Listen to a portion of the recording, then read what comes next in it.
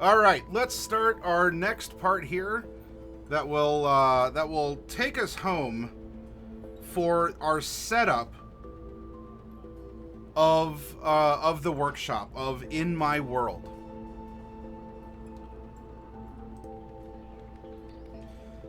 Now, as I rightly said in the first part of our workshop,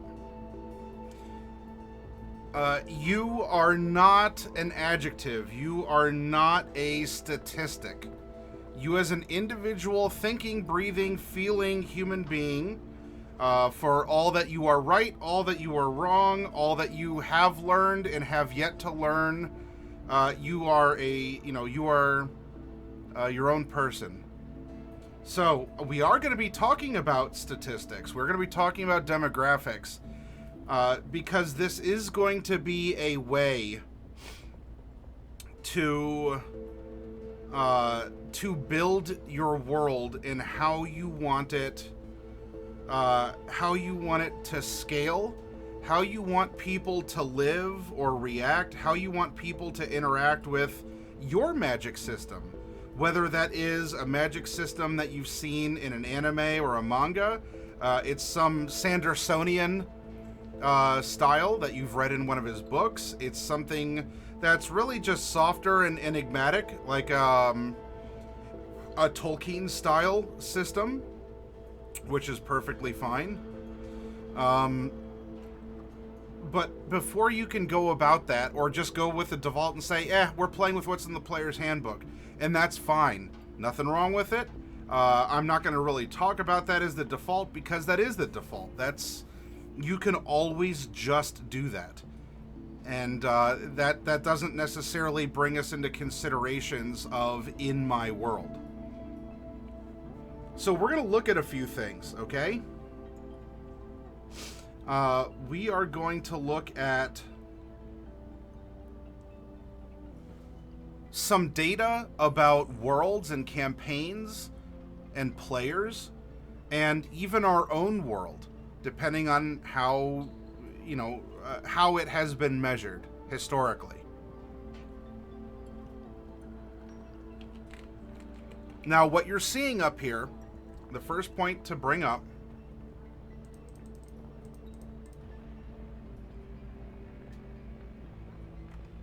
is here. If any of you wanted to go to it and see for yourself. Now, this is some meta knowledge. This is outside of the game. This isn't necessarily starting out with us saying, okay, I want a grimdark fantasy, and like we choose that as an option, we slot it in. I want a grimdark fantasy that is low magic and blah blah blah. Those are things to think about. Let's talk about the concept of a game that you're going to run. Because yes, you are creating a world. In your world, things happen. Though, what about the system you're presenting? It could be D&D. We're going to use that as our case study. We're going to use that as a common medium, though the concepts can very easily be extrapolated into Cyberpunk, into Morkborg, into Vampire the Masquerade, into any other system. Now, things to look at in whether it's an academic paper, it's a conversation in a forum, or something along those lines. This is more on the academic side. The data is going to be the data. This is from 2019. It might very well have changed over time. And anything I present here doesn't even have to be embraced as 100% true or backing some real world position or policy or whatever.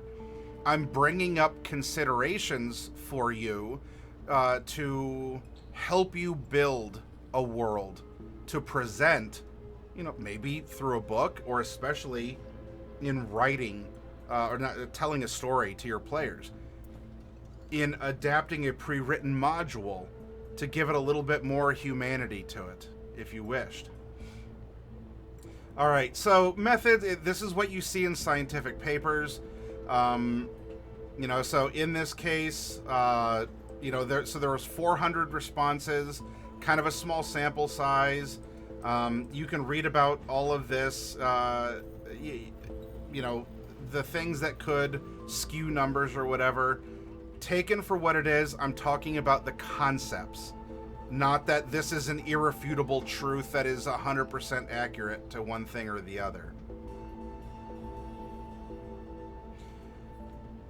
Now, you're probably, if you're sitting down and playing with friends, you're probably not going, what is the sex, the gender, the sexuality of my players? If you're playing with friends or family, then whatever, that's there. So I'm not too worried about this. And I mean, we can presume that more men than women play D&D. Not that that is some perpetual state or it always has to be that way. And there may very well be reasons why you see this. I'm not here to comment on that. But things are what they are. However, if you are going to run a story for the boys, or you're going to have a girls' night, whatever those concepts mean to you, that may very well affect your story, your target audience, your target market. This is something that a lot of people have been questioning when it comes to comic books or movies. Who are these companies trying to target? Who are you trying to get, to tell a story about or to? It'll be the same way. Oh, yes! Woohoo! Thank you. Divik Pimp War. Age are any of you clutching pearls that in this survey it's 18 to 24 year olds? Probably not.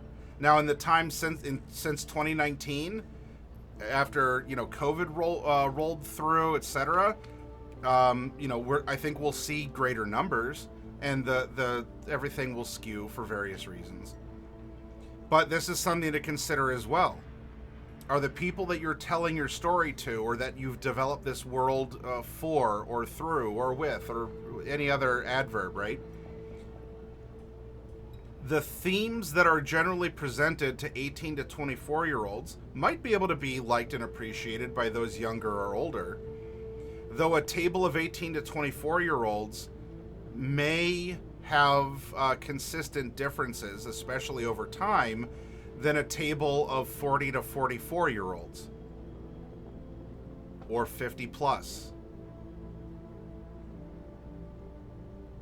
So I bring this up not that you need to dissect your players in a particular way.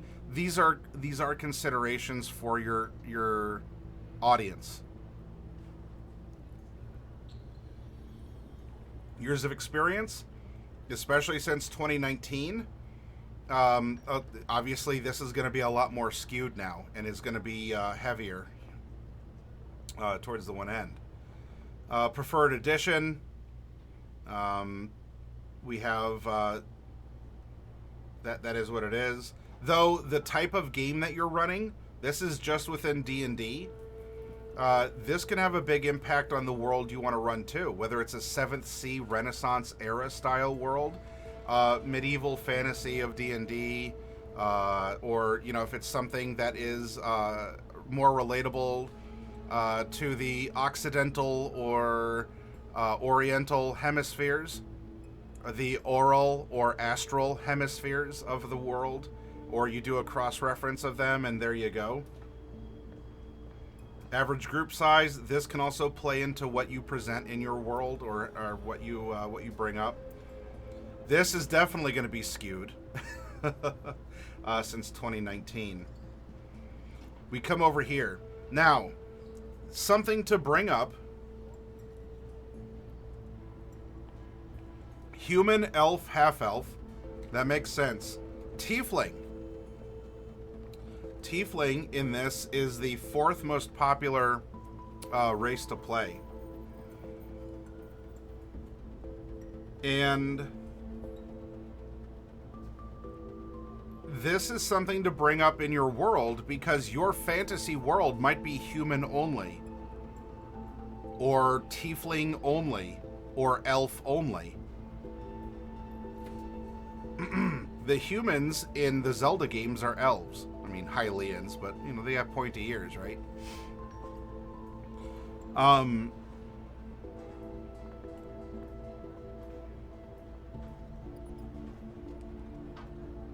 This is a part of your consideration, not just magic. Do you want to let every fantasy race, whether it's in an official publication or not, Dragonborn are in the player's handbook. Half-orcs are in the player's handbook. That doesn't mean that you have to have them in your game or as a part of your world. Or if they're a playable choice. Or you might say everyone's human, but I'm just going to treat elves are a human from this area and orcs are a human from this other area. It's easy to reskin. You can play a game of Redwall. If you're familiar with Redwall Abbey, you can run a game of Redwall with the D&D, the player's handbook races. You just reskin them to the different animals. Tiefling is interesting. I was looking for the survey that cross-referenced it. So this, I don't have it. I do not have proof. I do not have a receipt to show you. But if you do look at a cross-reference of players of tieflings, I believe the majority are female players that play tieflings. And what is the allure of playing a tiefling for a female player to a male player? Again, that's stripping individuality and humanity. We're just looking at raw data. We're not looking at individual people. In broad looks, it's interesting to bring up. Why would you find that many women have played tieflings or prefer to play tieflings? And if so, do you want to allow tieflings in your world? Or do you reskin them as something else? Or what have you? But we see, despite this being a game of fantasy, many humans like playing humans because they understand what being human is, but they also understand how mundane the real world is and want to try being a human in a fantasy world. And we're going to see this in another location as well, not just this 2019 study. Pardon. Preferred classes. Interesting here that fighter is solid in the middle. For as much as we go, lol, male human fighter is the Mario of Smash Brothers, is the Rio of Street Fighter. In this case, we have rogues. Rogues and clerics are up there with this particular survey. And what if we saw data that men tended to play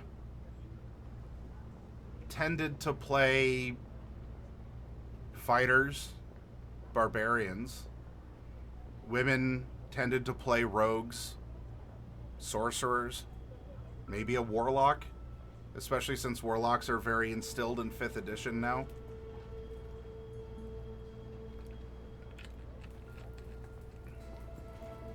It's interesting if you look at it broadly, and that there's nothing good or bad about it. It's just cool to see where points of data can intersect. But this is something else. In your world, depending on how magical it is, a bard or a wizard as a by mechanics as a full caster would not exist. They would be reflavored. Maybe a half caster is as high as you allow things to go. And this is also something to bring up: is how far do you take everything? Maybe you allow full casters, but no one ever gets to level 20 in your world. So a full caster would be kind of a half caster in that regard. We'll get there. More things to think up. How powerful is your adventure, is your world even, not just your singular adventure.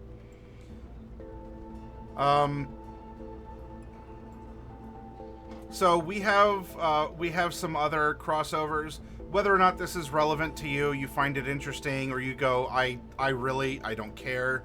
I don't. It's beyond. It's beyond what I care about at my table. That's fine. But that's the data of the survey here.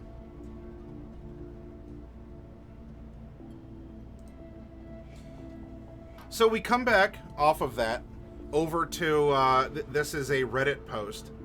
What is the general percentage of notable races within a D&D 5e world? And the OP here, the original poster, was saying, at the moment I'm creating a world starting with the world map.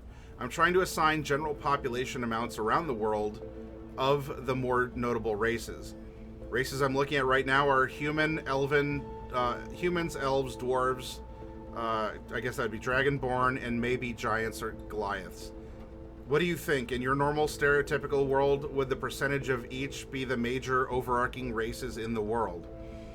There are other races, but they'll sit in the minority among the main population. And really, we have the case of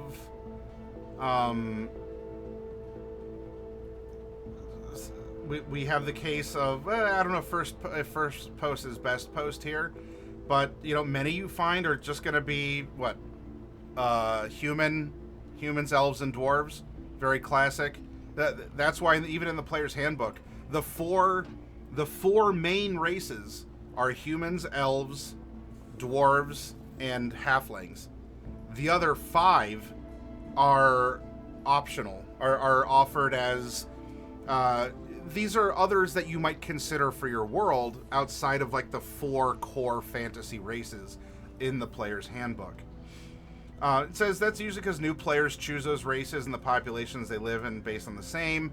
A lot of this might be the availability heuristic. We can more easily think of elves because there's a lot of literature and art and things around elves and things like that. It might just be, it's easier to play a grumpy old dwarf kind of a thing. But that's something to think about. Who lives in your world? Not everyone might. You might just keep it to the 4 basic fantasy races in the player's handbook if you're playing D&D. Or you might say, well, we'll do that, but I will also keep half-elves. But no half-orcs. Either at, well, then the question is, at all? Or just not as playable characters? And if so, why? Is it just genetic incompatibility? I mean, can it be that it can't be done? The attempts can be made, but they bear no fruit, if you get what I'm saying. But this is world building. Or they're just unknown. Orcs don't exist, therefore there cannot be half-orcs. Nothing like an orc exists, and this is the world moving forward. Because in your fantasy world, which could even just be only humans, because humans can be monsters as well.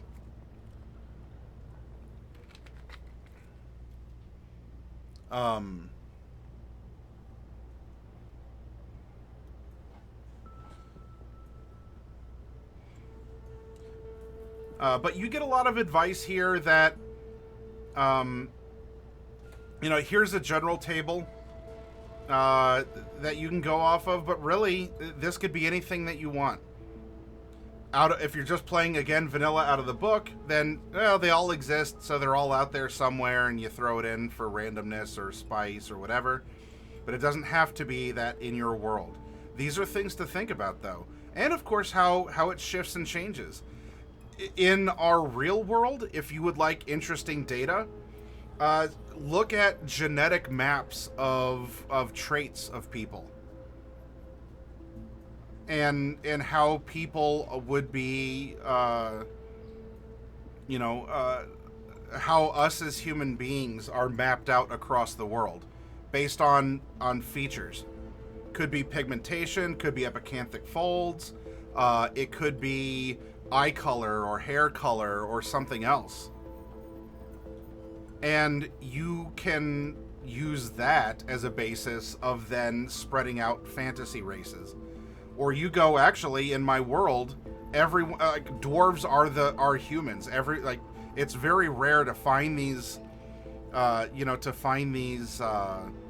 interesting kind of tall, scrawny creatures with rounded ears. Weird. Oh, gross. Their ears are round? Yeah.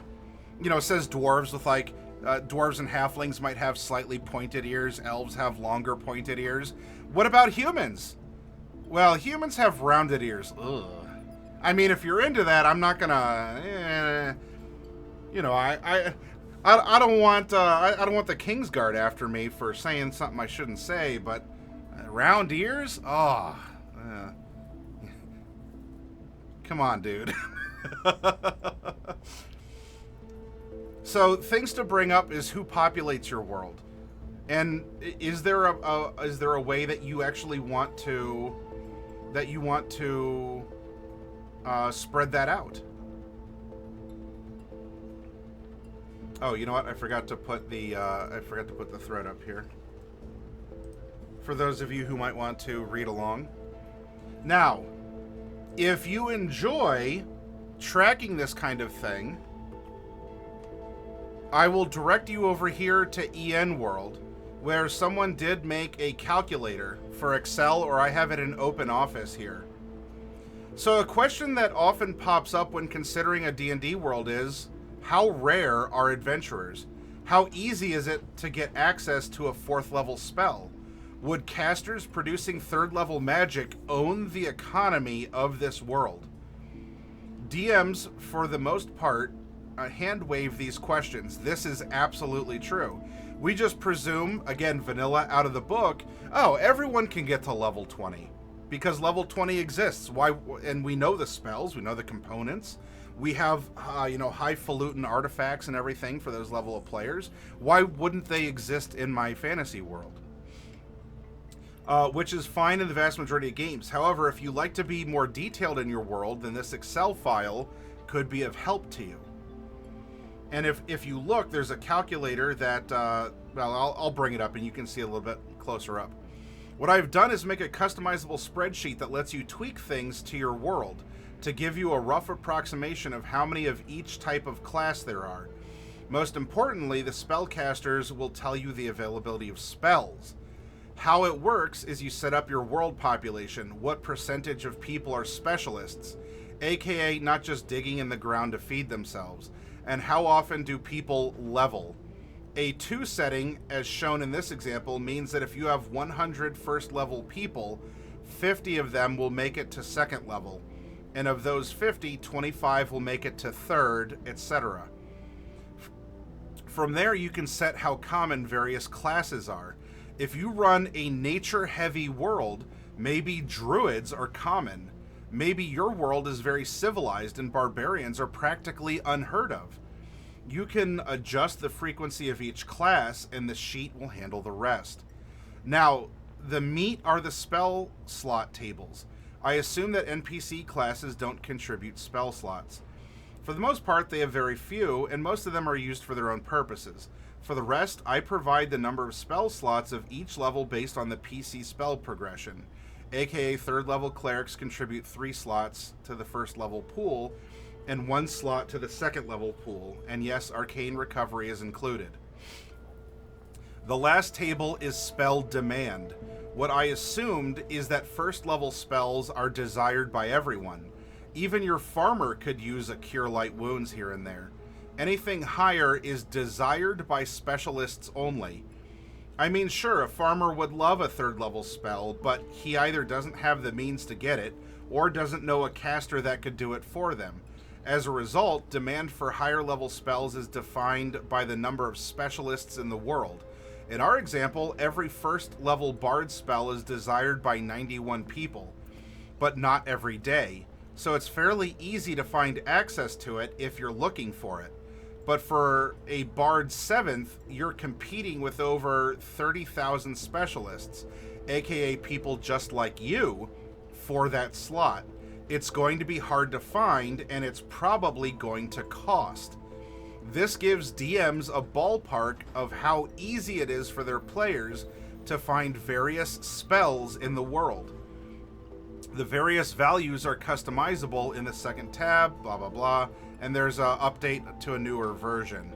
You can read through the you can read through the comments here. Hey, Bagger.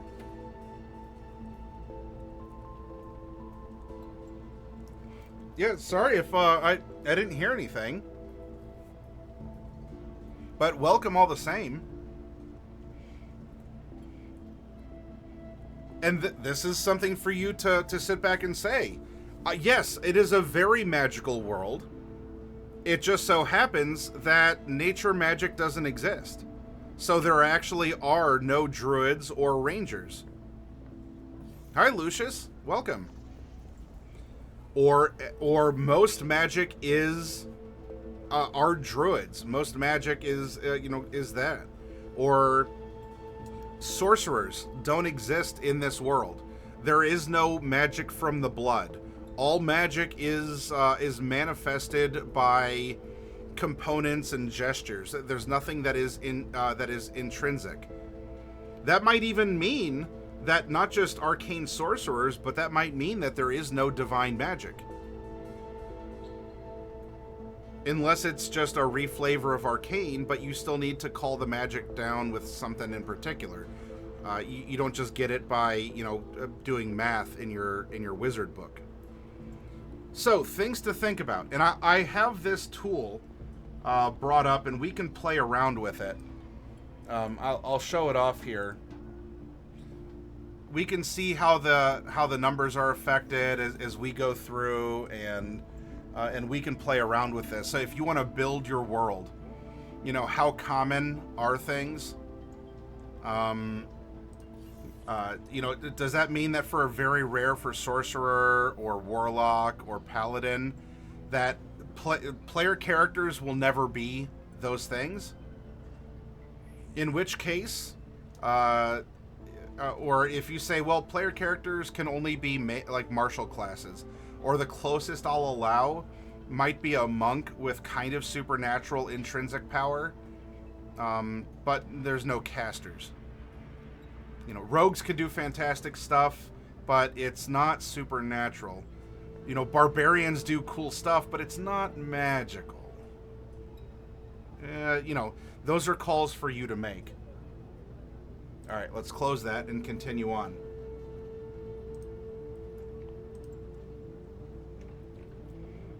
So, interesting stats about D&D players. And this is a little bit more recent here. This is the comments are from May of 2023. This is over. This is back over at EN World. I'll provide you a reference here. Now this is, how relevant? How relevant is a 60, 39, 1% split? Maybe not to your table or in general. Does this somehow reflect the fantasy world population in your world? It's a data point to consider. This could be interesting. 48% are millennials, 19% from Gen X, 33% from Gen Z. The majority of current D&D players started with 5th edition. And that's interesting context as well. So anyway, you're welcome to you're welcome to go through here. If you engage in any conversations, obviously be civil about it. You can disagree with someone, but do it peacefully. Or you can agree and go, yeah, you know what? Whether you say that's correct or I wish it wasn't this way, it is what it is. And in that case, be the change that you want to see in the world. That was the jumping off point. Here we go. Another article from EN World. I know, Craigar, I know. Now, this is something that's been brought up often, though the information's from 2019. We're going to go back in time. 90% of D&D games stop by level 10. Wizards are more popular at higher levels for some reason. Probably because you can call down meteor swarms and do, Fighters can swing their sword 3 times. Wizards can bring the heavens down.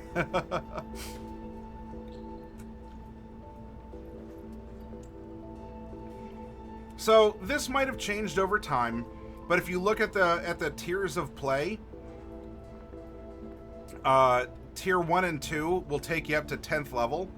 That's also why you see the majority of official modules written that will stop by or before level 10. Because after level 10, magic gets very powerful. The effects, you get a lot of... that's why CR calculations start going out the window after level 10.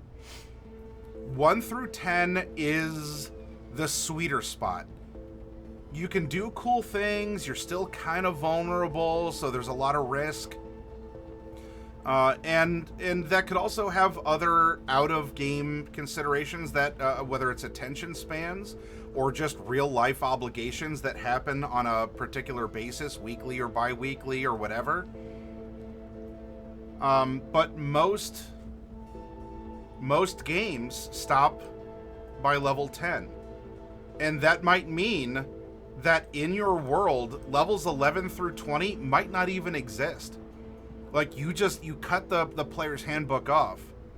There might be one person in the world who can ever hope to be level 11 and get access to those that tier of spells. But you will go no higher than level 11 or 12, so you get that extra ability score improvement. in Eberron. Eberron is a very magical world. People use magic all the time. A lot of it's through technology, trains and like telephone booths, effectively, right? However, magic is broad. It's not deep. Most of the people, the vast majority of people in Eberron are level 0 characters, maybe level 1 characters. Now, a lot of people have access to magic. Those farmers, who wouldn't love a first level curative? Now, that also does make magic scarce at higher levels. But you think about the king of Corvair, veteran of the 100-Year War, the king of the largest continent in Eberron, is a 5th level fighter. There doesn't tend to be a lot of high power individuals in Eberron. And if you find one, you should absolutely be scared.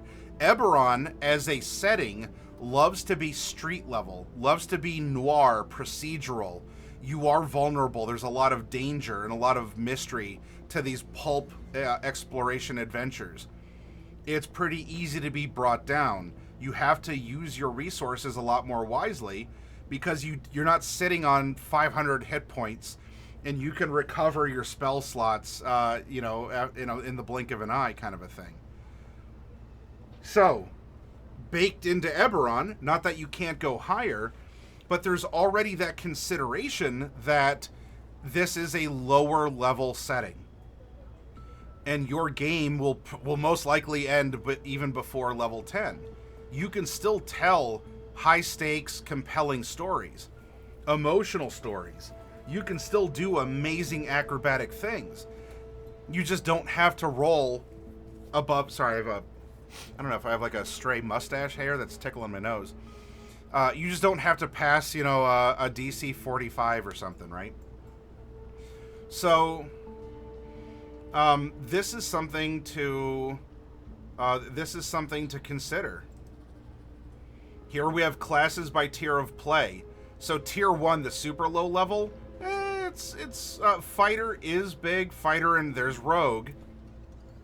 This is back in 2019 as well. Fighter, rogue, then we get down to monk and druid. are lesser played, but it's kind of even through. Now, it gets bigger at tier 2. You know, this is you're in the countryside, you're the son of the farmer, and like a band of goblins attack the farming village. This is now this brings you up to level 10. You become, you know, known throughout the realm for maybe defeating a larger foe, but you're not saving the world kind of a thing. Fighters are still big. We have druids and monks are still smaller. As you go through tier 3, this is now your high level. You're becoming world leaders and such. Fighters are still up there, fighters and rogues. But we see wizard has bumped up. Wizard was lower here, and now wizard is here. And then when we come up here, wizard is almost tied with rogue. Actually, it is tied with rogue, and fighter still beats them out here. But we can see there's even less druids and less. And actually, bard has fallen. Where did monk move to? Monk's over here now. So things to go through and consider. Is this power level? The calculator can help you with that as well. But remember that the juiciest mechanically in Dungeons and Dragons 5th edition, the majority of the balance and the juice is levels 1 to 10. Once you go past that, things can start getting weird and wild. They can get a little wacky. You start, especially as a caster, you start doing some pretty gnarly stuff.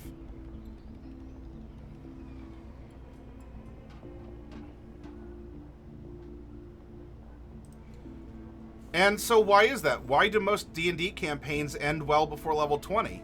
And why do we bring this up with In My World? Well, does your world even allow for level 20 characters at all? Or do you intend on running a campaign? This is the question to ask. Do you intend to take your campaign to level 20? Do you intend to go all the way? And are you prepared to go all the way?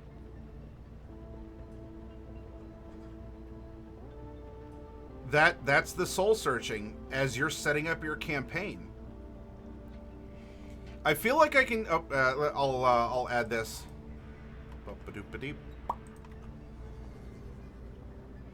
I feel like I can give some perspective on this. I'm running a campaign that started in 2006.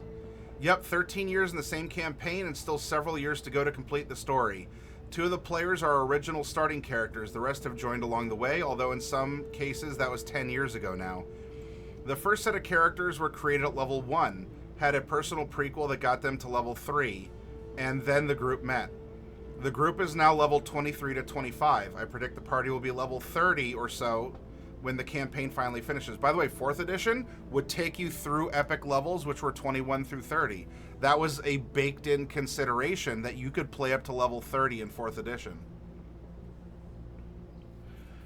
I routinely get feedback from my players about how awesome the campaign is in terms of story, scope, and the deviousness of my encounters. It's really kind of nice to hear, lets me know I'm doing something right. Well then, how did I do it? How can someone else? So that's advice in doing that. This is supportive in how you can. Chroma Company went to level 20. It took us 4 years playing mostly once a week. Here on the channel, and you can watch it on YouTube if you want to see what happens and how you can take that journey. But there's very good advice to build up your world if you're willing to commit and go all the way. Be ready to break the rules, be consistent. Take a deep look at the game economy. Many games overvalue magic items, which is fine at low levels. You know, the scarcity of things. Action economy is everything in high-level play, and that's absolutely true. Here's the considerations for 5th edition. 1 to 4, you're a normal to well-trained person. 5 through 10, you're one that could class as a hero. At this stage, you're some kind of demigod, 11 through 16. In 5th edition, 17 through 20, these are your epic levels. You're not mortal anymore. You are. You know, you can do incredible things that most people in the world shouldn't be able to do. Unless you've balanced your world so that, by the time I stay in Wizards College until I'm at least 14th level. And then, I go into the field, I practice, and then maybe after 10 years, then I'm a level 20 wizard, like the majority of people in my field. I can start teaching wizard classes at 18, and then you got to teach wizard classes for so long, and then you'll rank up to level 20. And if level 20 characters are common and that type of magic is a part of your world, how is your world accounted for it, adjusted for it, reasoned for it? So continuing campaigns can be time consuming. Campaigns are, you might just want to focus on an arc. Then we have power balance. Like I said, balancing encounters after 10 can be kind of weird. Player preferences, and they just enjoy the progression. You tend to feel more meaningful in the lower levels. You're still vulnerable, but you get big gains. After a while, even as a spellcaster, you do get access to more powerful spells, but they're one-a-days. But do consider this. Why do most D&D campaigns end well before level 20? And how far do you want to take your story? How powerful can people be? Now we're going to go to D&D Beyond.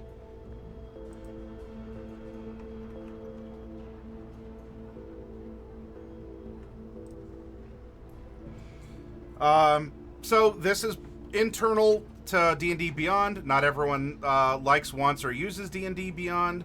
Whatever, just like that original survey that we looked at, let's look at what's presented. It is something to consider, and we move on from there.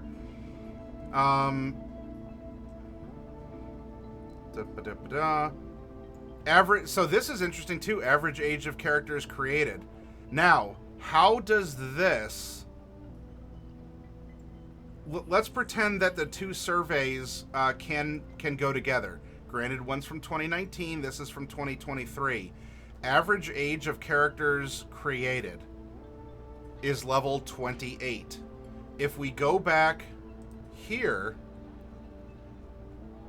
what was the average age of characters that are playing? 18 to 24. So they get to play slightly wiser versions of themselves. Or by 2023, these people have moved over to this category. You might play someone who's a lot more closer to how you think, how you act. Or you say, well, I might be a 16-year-old, but I'm going to play an old guy. I'm going to be 29. Just on the verge of 30 and midlife crisis. I'm an adult on the cusp of being an old man. By the way, everyone, I'm going to be 23 this year, so you can wish me a happy birthday whenever it ends up being.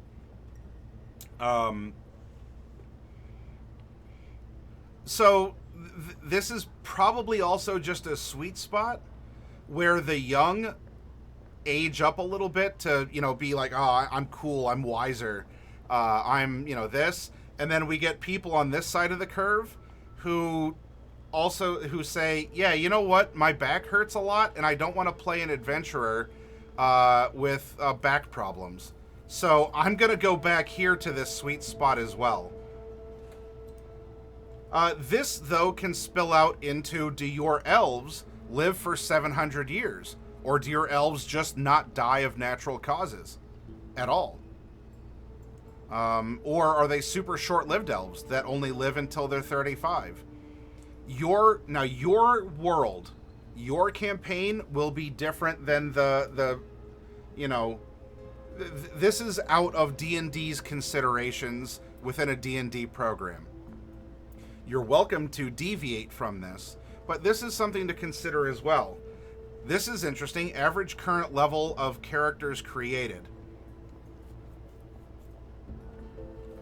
Not everyone creates characters at level 1 because for some classes, subclasses don't come into level 3. Many games start at level 3 for that reason, and as we saw, and it should still be true, most games end by level 10, giving you 7 levels of progression. Now, this is also why in Daggerheart, and I had 0 issues with this, in Daggerheart, the game ends at level 10. And it did so for a reason. I bring that up in the review. That game wants to concentrate on the sweet spot. You play from levels 1 to 10 in Daggerheart. If you're 10th level in the vanilla presentation of that beta test right now, you are as a god in this world. But this makes an awful lot of sense. Average current level of characters created. Now, those are characters that are just sitting there. So take that for what it is. But yeah, we also found the average level of characters in D&D Beyond is 4.77. But while all you poor local hero adventurers are wondering when you'll get that promotion to Heroes of the Realm, these are the considerations for the tiers. Worry not.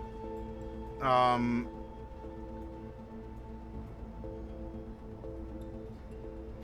then it's referencing something else here. Names, not worried about names. I mean, this might be something that it might measure, other demographics in society or memes or whatever. Don't really care about this. Species, which is what D&D are calling races now. Taking a look at the most popular species of characters, human, there we go, elf. Then we have a lot of dragonborns and a lot of tieflings. Now, as much as, again, it would be interesting to see other crossovers. This is human as per human, but you want to live in a fantasy world. This is human with a funny hat. This is, I want to try something that is different. Or it just means that a lot of people playing online are furries or scalies. So no, I love you all furries and scalies. But this is showing that in 2023, as opposed to the data we had from this smaller survey in 2019.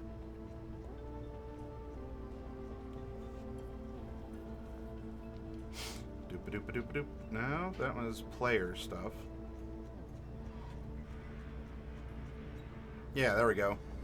Human, elf, half-elf, tiefling, halfling, dwarf, dragonborn. And then we come back over to here, human, elf, dragonborn, tiefling, half-elf, dwarf, halfling, half-orc, genasi. And I will say that if, with the data in D&D Beyond, with D&D, ever since Tasha's Cauldron, moving into there's no racial, there's no baked-in racial ability score adjustments. This is probably more a set of features that are available to the races instead. Because of course you can't account for individual tables, but this is no longer weighing as heavily statistical advantages of baked-in ability score adjustments. So maybe over time, or this is just indicative of newer players or younger players want to play a fantastical person, and we're seeing this moving up. There's a lot of questions, but also, if you don't allow Dragonborn or Tieflings in your world, how might that shift the spread? Otherwise, if you make your fantasy world based off of this in D&D Beyond, then, well, there you go. Here is data that you can use to create your world. By classes, so it looks like male human fighter is the reigning champion, if only a little bit. We still have rogues. Rogues are still pretty high up there. Barbarian, wizard, paladin, warlock. How did that compare to rogue, cleric, wizard, warlock, bard, sorcerer, fighter? So an interesting how this has changed, and you can see that this has leveled a lot. Now, of course, Artificer being not included in the player's handbook, that is, I think, just it's always going to be lesser because not everyone has access to the Eberron info, or may want to play an arcane halfcaster, or kind of have the rules for the different subclasses. Interesting to see Monk is still down here as far as classes made. Maybe they're not magical enough. Sorcerer is a caster that takes a little bit more work for some things with how you can manipulate spells. Druid is down here as well. Maybe because it can be a little bit more complicated with the wild shape rules or your spell pool or something along those lines.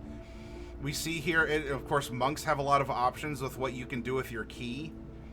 So, and bards have a lot of options with their spells, because you can draw from other classes. Not that this is it's not hugely different, but it is interesting. Here is just the pure, you have a fighter, you set it on the map, and fighter go burr. Rogues are pretty much straightforward. You set them on the map and they go burr. Barbarians go barbarian. So, I don't know, interesting things. If you take a look at searches, why are people looking up druids? Maybe they want to learn how wild shape works because this might be a more complicated thing. Dragon might be cool. There's a lot of reasons. I'm not saying this in any good or bad way. It's just interesting to note. I don't really care how many dice were rolled or what the articles were. But top 5 most popular articles, Druid 101 Wild Shape Guide. And a lot of people were looking in at playing online or creating a character. So think about this, and consider things like this for the world that you're making.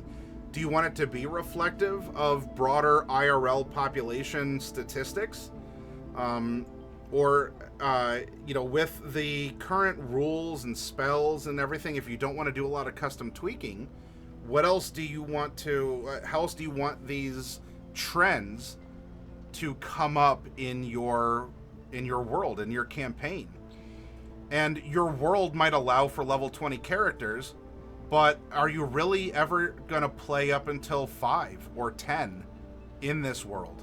It's just that you keep those other 10 levels for NPCs or, tremendously difficult monsters. That for sure, because CR is something that is wonky. It doesn't always work, especially after level 10. However, if you cap your world, if you cap your abilities at level 10, let's say, then there will always be monsters that will almost 100% of the time just stomp your characters. There are real threats that can't just be nuked down because you got a full night's rest to get your hit points and spell slots back.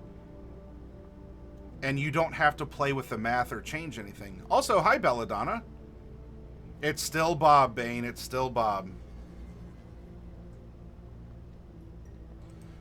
If you want to look at some other statistics, we had that calculator for population disbursement. What percentage of medieval societies were nobles, clergy, middle class, and peasants? I've studied history for years, and I don't think I've ever seen an analysis I trust on a breakdown of how many nobles, and I'll put this up here, nobles, peasants, middle class, freemen, and clergy were in a medieval European society. I'm guessing what applied in Hungary didn't apply in England too, but I'd love to see a breakdown. I'm also pretty sure that regions varied over time. Anyone have access to clear thinking on how many people belong to the various classes in medieval life? As far as I remember, in Hungary, the percentage of the nobility were 2 to 3% until the 16th century, and after the Turkish Wars in the 18th century, somewhere over 5% because of the long wars. In Poland, it was around 10%. That was the highest in Europe. In France, it was 1 to 2% in 1789. England was special because it had a larger free population than continental Europe. I guess that the free part of the population was around 5 to 15% everywhere, with more noblemen in the East, and more free townspeople in the West until the abolition of serfdom. If you need sources, I can try and find some later. It comes back to this. Whether you are running a feudalistic society, or you invent your own government or something else, this concept is reflected in the world. Now, in our real world, a fantasy world can break these rules. You're going to tend to have people in your world who just keep the physiological needs of the world going. Personally, that's breathing, food, water, sex, sleep, homeostasis, and excretion. What does that mean? The people who grow your food, who dig your ditches for excretion, water, people who make more people. That's what sex is in this tier. This isn't happy fun time, this isn't emotional. This is for the purposes of maintaining or growing a population. Sleep, homeostasis, and breathing, facilitating that. I don't know. People who grow plants, live in the forest or something. So most of your society is going to be producing this so that other people can specialize. Security of the body, of employment. Now we're getting to security of the body. Now we're getting to soldiers or guards. Of employment, we're talking maybe a merchant class. People who don't specialize in growing carrots, but in selling carrots. Because they can move the carrots. A farmer does, the broad concept. A farmer doesn't have the time to do anything but grow the carrots. A merchant doesn't have time or the equipment to grow the carrots, but he or she does have the time, equipment, or experience in moving carrots from the ground to a city. That's the specialty. Though merchants need carrots to eat themselves, not just sell, so maybe there has to be for every 2 farmers, you can have a merchant. It's probably bigger than that, but you see what I'm getting at. Of resources, of morality, of the family, of health, of property. People to build property. We're talking basic stuff. You can afford to experiment with a dove joint in carpentry because someone else is making sure you're not getting stabbed in the back by the rival tribe, or you're not getting eaten by a saber-toothed tiger or something, okay?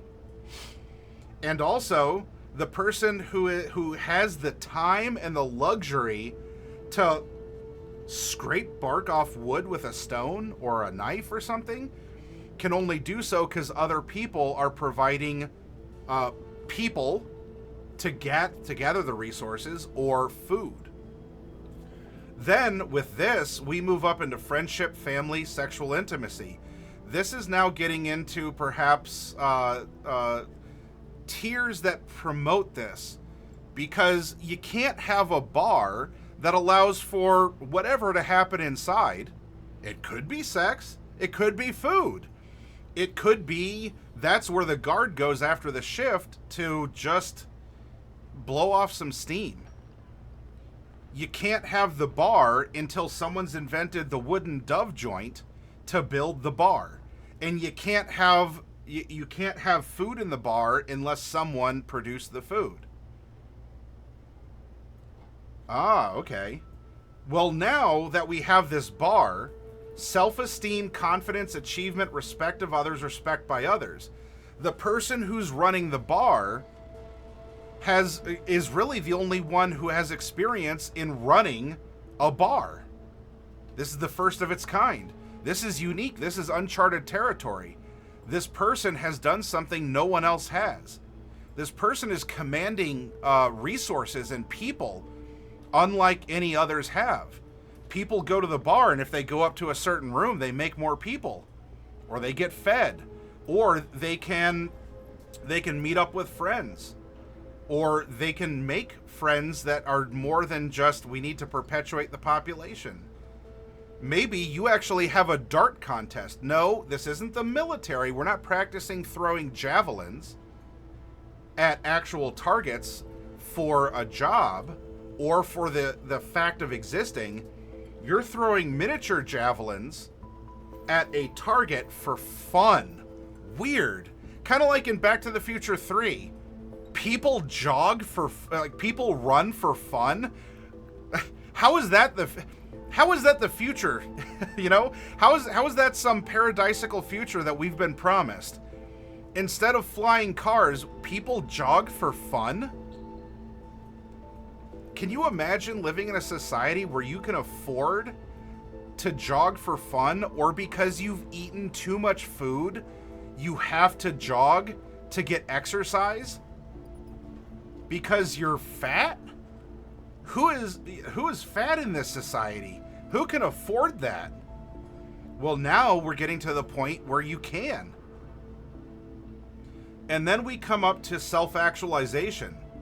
Morality, creativity, spontaneity, problem solving, lack of prejudice, acceptance of facts. This is now getting into, now you've had time, you've had more time to think, to philosophize. A lot of this can go up to theology, philosophy, into higher stations of the arts. Not just unga bunga, I crush a berry and I draw a deer with my thumb on a cave. This is discovering color theory. This is inventing things that aren't a necessity but could be fun or cool, or just improve something that's already there because you have the time and security and the personnel otherwise to back you up. This is why, in this past discussion, why you see nobility, rulers, or maybe clergy, if they're counted among nobility or something. That's why of the entire population, 2 to 3% of them would be considered noble. Because only in those societies, 2 to 3% of people can afford to live and do these things. That then come back down here and hopefully empower everything coming back up. And so the process continues, and we continue to push up and up and up. This can grow wider because now there's more people. But now that there's more people, this also, the strata can, they don't have to be evenly spaced. This physiological, if we're talking, job-wise or something, this could very well be 80% of the pyramid would be, physiological or whatever you equate it to. And then you break down the other 20 here. If you want to go fighters and barbarians, if you want to break this down by class, just like we saw with the example of building a fantasy world with that calculator. Most of the people in your world are probably stand and deliver. They exist. There's not a lot to think about or micromanage. They don't have time to go pick mushrooms and rub amber and make funny little hand signals to cast spells. And so adjust this concept in your world as well. And this might affect the classes that are available for your players to choose, or the way that the world is presented. If someone is a druid and there's almost no druids in the world, how would they be seen? With awe and wonder? With fear and suspicion? What is their place? Would people go, you're an outsider and you're gone because we're scared? Or would they look at this person like a noble, like a blessed child of nature, and this would be a living rock star among everyone else, even as a level 1 druid? Because you could do things with cantrips or level 1 spells that others can't at all, or wizards can't do things that druids can. But if the majority of your magic basis are wizards, the druid would really stand out in some way. And for as many variables as I'm throwing out here for you all, please remember, none of these are fixed percentages. There's no right way to calculate this, even with a calculator. Because then you're getting to the minutia of like a hard magic system like vanilla D&D out of the player's handbook. Well, what if I don't want people to rub amber to make electricity spells? And that also means that amber has to exist, be understood, be able to be polished, and be researched, because by this point in the player's handbook, it's already been established by wizards or whomstedative ever that amber is necessary for an electrical spell and to be processed and ubiquitous and available. What if a society doesn't have amber? Do you want to go through and micromanage all your spells? Now, a lot more on that, on the minutia of that in a future workshop, but those are more variables to think about. If you don't want to think, run it out of the book, and you're going to have a blast, have fun with it, or make adjustments on the fly. As we bring it back to what Sanderson said, have a core concept, but leave some stuff up for mystery or mysticism if you prefer. But to discover, or you leave a lot of stuff in the margin on the sides to act as a wiggle room for your narrative or for your world building. But if you want to truly have a unique world, think about this. Don't just, if you don't want just another vanilla D&D world, you don't want just another vanilla, all right, so my world is exactly the same from all the others because I'm allowing all the classes, I'm allowing all the races, I'm allowing all the spells. Nothing's changed except I call cat people the Calicay instead of Tabaxi. Now, I'm not demeaning prospective world builders from saying that that's not something to be proud of. Though, if everything else is the same, your world is the same as every other world that has done this. You might have changed some names, that's true. But if it exists, then this world is the same as the others. And then the question becomes, are we playing a game where the rules are understood that I have everything available and we can hand wave a bunch of stuff? Because, yeah, okay, so I'm playing a Calicay instead of a Tabaxi, but nothing else is different. I'm wearing a Tabaxi with a funny hat, and that's it. And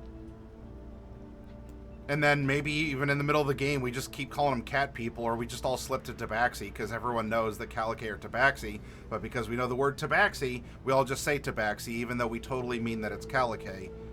And then the thing that was supposed to be the difference is just flouted as a side note. You don't need to overcomplicate things, and we will talk about in the next workshop about rules in the player's handbook and especially the Dungeon Master's Guide that are suggested that you can play with, you can include or disclude from a base game of D&D. But consider these things and realize that it's okay to not allow tieflings or to not or to say that everyone are elves. And you can reflavor instead of tieflings, it's just a particular type of elf, or something along those lines. Or you say that no one in my world has ever gotten past level 5, not because it's a super lethal, grim, dark setting, but that's just the power level. You can live a good long life, and I will give you years of compelling gameplay up to level 5. And if the name of the game is to just get more powers, well, then the concept needs to change, or you do need to earn that exception to the rule that you can be more powerful. Or you might need to limit the spells that are available. How can you run a soft magic system in D&D? Well, the easy way is to have magic be the problem, causing problems. The antagonists are the magic users, or at least the non-player characters. It's fine to have a low or no magic setting. You can have an entire party of You can have an entire party of barbarians, fighters, of rogues, if you want to count a monk as well. And they can still heal, they can still travel, they can do things differently. You can have all 4 fighters and they can all fight differently and do different things and specialize in different ways. And if it weren't for those darn magic users, because those are the rare few, those are the troublemakers, or they're not known to exist, and when you actually encounter the first one for the first time, whoa. Or you take away some of the certainty of the baked-in hard magic system of D&D. Whereas, by the book as a wizard, and we'll talk more about this in that workshop, instead of on a level up where it just says you get 2 spells of your choice, what if as a wizard, in your magic system, we soften it by saying you don't know the spells you're going to get? Now you might go, well, that sounds weird. How as a wizard don't I get the spells? Well, I mean, how would you get the spells anyway if you're out on the road and you level up from 2 to 3 and you just add 2 in? You could role play through it, or do they spontaneously appear? If so, by whom or where?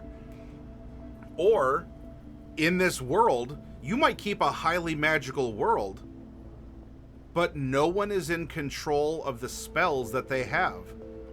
What if everyone is born with a cantrip? It develops like I guess it wouldn't be a mutant power because everyone would have it. Everyone has a random cantrip. And magic users are just more powerful, but what if they're not allowed to decide the spells that they're given? Because as a DM, if you're ever frustrated, all my players always take Fireball and they always take Magic Missile. How can I stop that from happening? Well, you could ban the spells. They don't have to exist just because they're in the player's handbook. Or you can reflavor them. So instead of Fireball, it's Bludgeon Ball.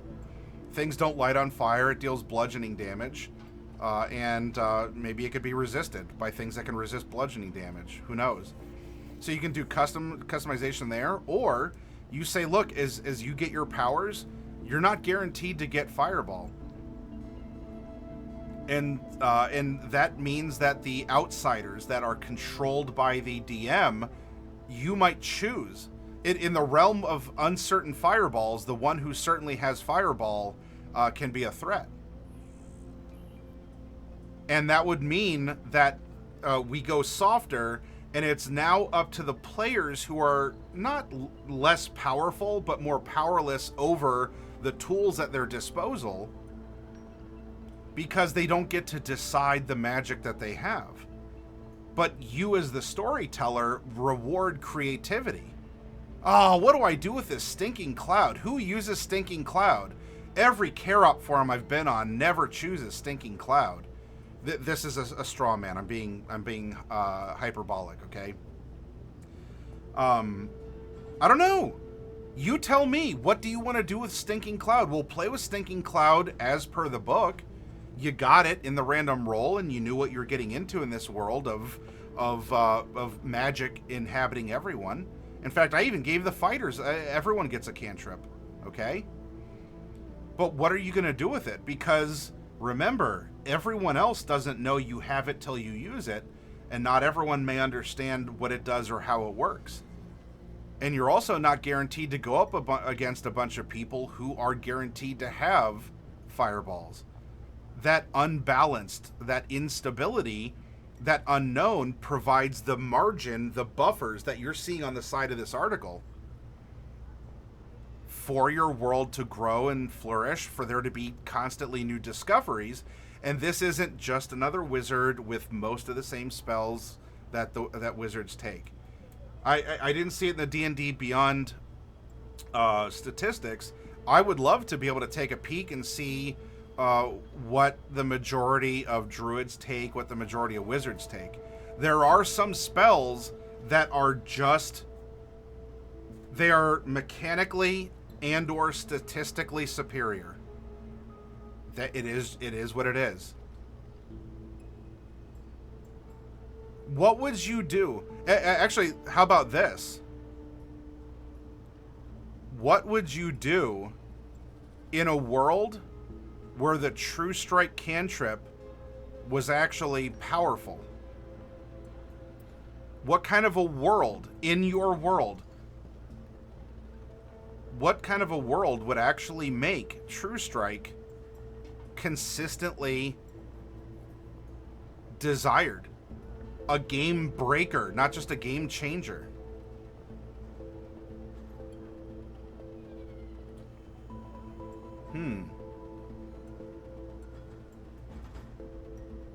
Or in a world where you don't know the power that anyone else has, right? If everyone's born with a cantrip, that can tend to have a sociological impact.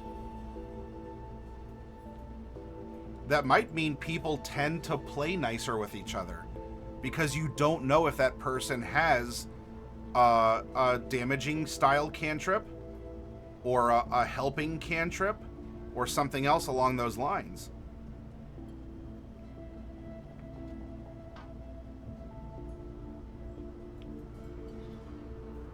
Anyway, I hope that you enjoyed these considerations as we lay down the fundamental questions and the fundamental understanding of the topics we're going to refine in the workshop for the remainder of this week and going into next. I hope that this is intriguing. We will play around with the calculator. We'll see how that can impact things, and we'll have some fun building a world that will adapt to this. So that, yes, you might be playing with almost everything out of the player's handbook, but it truly will feel like your world, a functional world that has a wizard Brandon in Discord says a jail for wizards. If magic exists, and especially if it's known by a lot of people, it's not some weird super rare thing no one's encountered before, you better believe anti-magic and countering and all this other stuff is going to be around, is going to exist. And it's going to be very frustrating for magic users, because if everyone expects magic to be used, a lot of people are going to be packing anti-magic. Just like in a world where Aarakocra or flying tieflings or flying races exist, you better believe that there's a lot of people who are going to take the Earthbind spell, where that's probably a lesser taken spell. It's just a gut feeling. I don't have any data to back it up. A lot of magic users are going to take Earthbinding spells or wind control spells, or a lot of people are going to get really good at archery very quickly because the world adjusts to the presence of the Aarakocra, the flying tiefling, the whatever else. Even to an extent, if flying magic becomes very, very widespread. Either it'll be a problem with an equal solution, or it's not a problem at all, and things are what they are in this world that is different in that way. Anyway, more on that in another workshop. I'll